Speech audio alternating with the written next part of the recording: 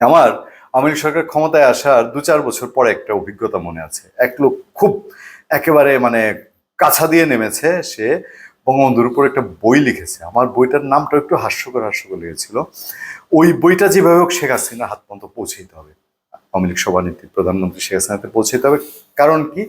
ওই বইটা যদি শেখ হাসিনা পর্যন্ত পৌঁছানো যায়, তাহলেই তার জীবন একদম সাকসেস, জীবন বদলায় যাবে। তার এই ধারণা হয়েছে কারণ কি? যে শেখ হাসিনা বঙ্গবন্ধুর সাথে ধরেন কোথাও গিয়ে ট্রেনে একবার যাচ্ছিল, লঞ্চে বা নৌকায় যাচ্ছিল, কারো মাথায় একটা হাত দিয়েছে। এই স্মৃতিটাকে সে নিয়ে মোটামুটি মনের মাধুরী মিশিয়ে একটা কিছু লিখে প্রধানমন্ত্রী শেখ হাসিনার সামনে উপস্থাপন করলেই শেখ হাসিনা অনেকটা সফট কর্নার তৈরি হয়। বাবার দিকে যে কোনো কর্নারই সফট কর্নার থাকে, এবং তার ওই বই মোটামুটি সরকার কিনে নেবে, পারলে পাঠ্যপুস্তকে ঢুকাই দিবে। এরকম একটা খবর আছে। দেখেন, শেখ পরিবারের বন্দনার ১১,০০০ বই কেনা হয় এক বছরেই।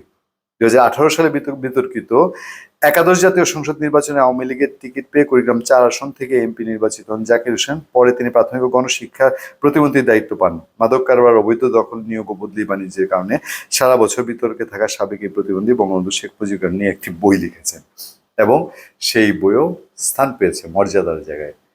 এটা আসলে ভাগ্যের নির্মম পরিহাস। এবং বঙ্গবন্ধুর নিয়ে এই ধরনের কাণ্ড কারখানা, বঙ্গবন্ধু বললাম না, বেঁচে থাকলে উনি এর চেয়ে বেশি আর আঘাত কিছুতে পেতেন না।